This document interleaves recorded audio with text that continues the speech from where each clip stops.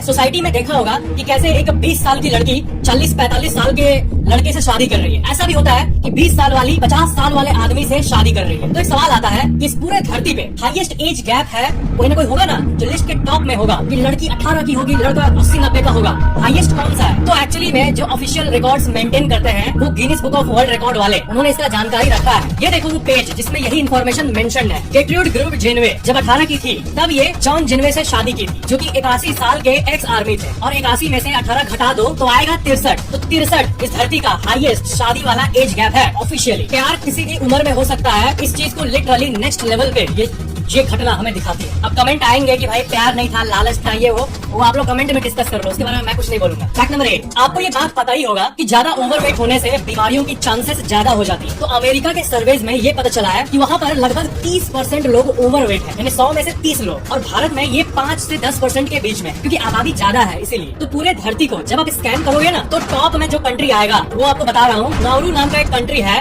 World map में यहाँ पे है, छुटका सा बहुत। और यहाँ पे जो ओवरवेट होने का रेट है वो 94.5% है। इसके विकिपीडिया पेज पे आप यहाँ पे देख सकते हो कि WHO वर्ल्ड हेल्थ ऑर्गेनाइजेशन ने ही इस बात का एस्टिमेट किया है। मतलब इस देश का 94% लोग सब मोटे हैं। वहाँ पे आपको गलियाँ कुछ ऐसी दिखेंगी, हर कोई मोटा मोटा थुल। पर हाँ, आपको पता है एक बात, चार्ट में टॉप पे इसलिए आता है क्योंकि ये नाउरू का पॉपुलेशन 12,000 है। सिर्फ 12,000 के सैंपल साइज में 94% आना कोई बड़ी बात थोड़ी है, पर फिर भी चार्ट्स पे ये ऑफिशियली टॉप पे आता है। फैक्ट नंबर 7, ये एक अल्ट्रा डीप फैक्ट है और आपको थोड़ा एक्स्ट्रा फोकस से सुनना होगा। देखो एक थ्योरी है कि जब इंसान मर रहा होता है, इसलिए मान लो कोई मर रहा है, उसकी आंखें बंद हो रही है, उसका ब्रेन स्लो पड़ रहा है। तो एक थ्योरी है जो कि ये बताती है कि हो सकता है कि एक मरते हुए इंसान को जो टाइम है वो बहुत स्लो फील हो। और आप कहोगे हाँ टाइम स्लो फील होगा तो इसमें बड़ी बात क्या है? टाइम का पर्सपेक्टिव होता है। तो एक डीप लाइन को सुनो, ऐसा हो सकता है कि जो मर रहा है उसको लगे कि 1 साल से वो वैसे ही पोजीशन में है।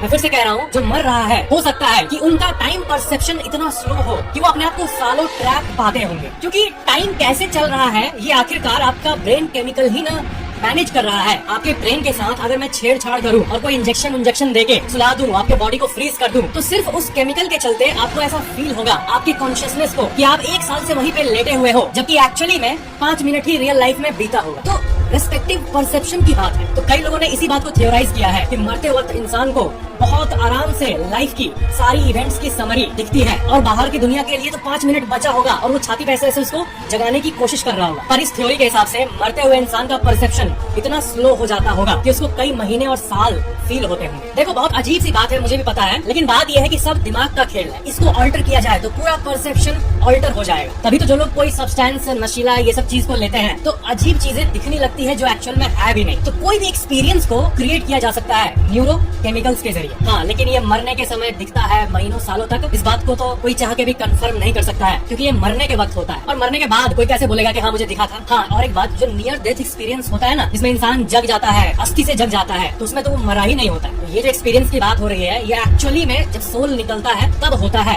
According to थियोरिस्ट्स। बड़ा डीप फैक्ट था, लेकिन ये सोचने के वर्थ था। फैक्ट नंबर 6, कई बड़े बड़े शहरों में जो टियर 1 सिटीज है उनमें आपको आजकल ऐसे बार्स लॉन्च होते हुए दिख रहे होंगे जिसमें आप जाकर ऑक्सीजन ले सकते हो। प्योर ऑक्सीजन लो 15 मिनट तक, ऐसा लिखा हुआ है। तो क्या सच में प्योर ऑक्सीजन होता है? तो ज्यादातर लोगों को पता है, पर जिनको नहीं पता है उनको बता दूं कि अबे प्योर ऑक्सीजन लोगे तो फिर तो मर जाओगे यार। देखो प्योर ऑक्सीजन, प्योर ऐसा आपको दिखता होगा, लेकिन उसका एक्चुअल मतलब ये होता है कि वहाँ आपको साफ हवा मिलेगा। जो आप नॉर्मल हवा ले रहे हो जिसमें 500 एयर क्वालिटी है AQI, तो वहाँ पे आपको प्योर हवा मिलेगा 0 AQI वाला। तो वही पॉल्यूशन को देखते हुए ऐसी सर्विसेज लॉन्च हो रही है और मुझे बड़ा डर लग रहा है। पहले हॉलीवुड मूवीज के सीन्स में देखा करते थे कि ऑक्सीजन खरीदने के लिए लोग आ रहे हैं, अब तो एक्चुअल में होते हुए दिख रहा है। ऐसा मुझे क्यों लग रहा है कि डार्क फ्यूचर वाला सीन एक्चुअली में आ चुका है। फैक्ट नंबर 5, देखो आपको कभी कभी किसी इंसान के माथे के ऊपर कुछ ऐसा दिख सकता है। ये देखो इसकी बात हो रही है। क्या होगा ना, एक तार यहाँ लगा रहेगा कान में और एक लगा रहेगा सीधा जो आप देख रहे हो माथे के ऊपर, और ये माथे के अंदर जा रहा होगा। तो ये देख के तो आप चौंक जाओगे कि अबे ये क्या है, ये क्या लगाया है। तो मैं आपको बता दूं,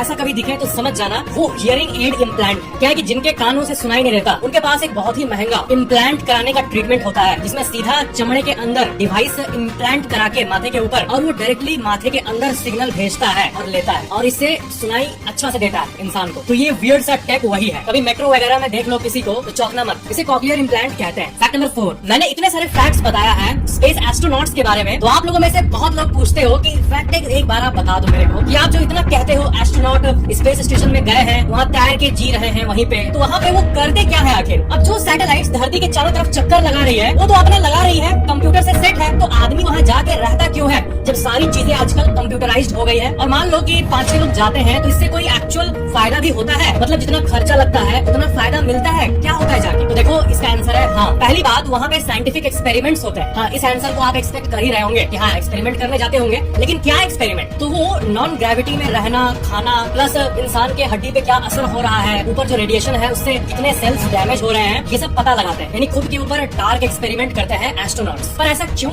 ये करने की क्या जरूरत है? तो बात यह है कि इंसान का फ्यूचर मार्स में है या फिर कहीं भी और है, तो अगर स्पेसशिप पे बैठ के हम वहाँ गए तो जितना टाइम लगेगा जाने में मार्स प्लेनेट तक, तो उतने दिनों तक रहना होगा ना, कई सालों तक। तो इंसान रह पाएगा कि नहीं, या फिर एकदम हड्डी बनकर सिकुड़ जाएगा पूरी तरह से, ये सब जानना होगा और इसीलिए वो जाते हैं। तो पहला मैं आपको बता दिया साइंटिफिक एक्सपेरिमेंट्स। दूसरा है मेंटेनेंस। देखो क्या है ना कि स्पेस स्टेशन के अंदर, जैसा कि आपने गेस कर लिया होगा, बहुत कॉम्प्लेक्स पार्ट्स होते हैं, और हाँ वो ऑटोमेटेड कंप्यूटराइज्ड है 90%, लेकिन जो 10% चीजें हैं वो मैनुअल भी है, और उसी को ट्विक करने एस्ट्रोनॉट्स जाते हैं। इंसानों के बिना इंटरनेशनल स्पेस स्टेशन जो पूरा सैटेलाइट है वो ठीक से काम नहीं करेगा। फैक्ट नंबर 3, ये कमेंट देखो, ये बहुत ही इंटरेस्टिंग सा कमेंट है। मंथ का सीक्वेंस इस तरह होना चाहिए: 7 पे सितंबर, 8 पे अक्टूबर, 9 पे नवंबर, 10 पे दिसंबर। ऑक्टोपस को ऑक्टोपस इसलिए बोला जाता है क्योंकि उसके 8 हाथ होते हैं। ऑक्ट 8, तो ऑक्ट का मतलब असल में 8 होता है। पर अक्टूबर कौन सा महीना है? 10वां महीना। 10वां महीना अक्टूबर, 11वां महीना नवंबर, 12वां दिसंबर। पर अक्टूबर तो 8वां होना चाहिए, नवंबर 9वां होना चाहिए, और दिसंबर 10वां होके साल में, पूरे एक साल में परफेक्ट 10 महीने होते हैं और कैलेंडर खत्म हो जाते हैं। ये एक आइडियल कैलेंडर होना चाहिए, पर अक्टूबर 10वां महीना क्यों है? तो देखो, जो आइडियल कैलेंडर की हमने बात की, इस साल में 10 महीना होना चाहिए, खत्म, 12 क्यों ला दिए? तो असल में मैं आपको बता दूं, पहले 10 महीने का ही कैलेंडर होता था, सिंपल। 10 महीना का एक साल, फिर 10 महीना का एक साल, फिर 10 महीना का एक साल, हिसाब क्लियर था। जनवरी और फरवरी को लास्ट में जाके ऐड किया गया, अराउंड 700 BC में, यानी भाई बहुत पहले। तब सब महीने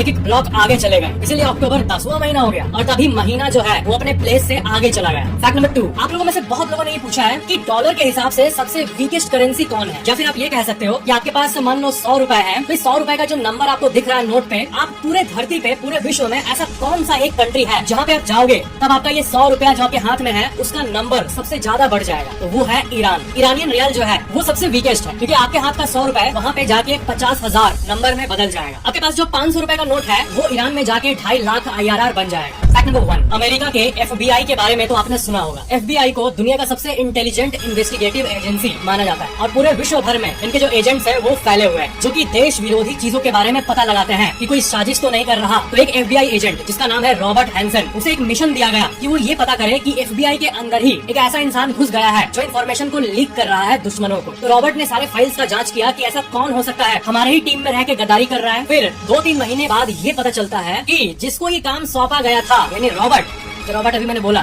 वही था गद्दार। अमेरिका के FBI में जो रॉबर्ट था वो असल में रशिया का KGB एजेंट था। अमेरिका और रूस के बारे में जो टेंशन है वो तो आपको पता ही होगा। तो रशिया का एक एजेंट FBI में काम कर रहा था, और देखो कितनी अजीब बात है, गद्दार है टीम में, इस गद्दार को पकड़ने के लिए गद्दार को ही सारा फाइल और काम सौंपा गया।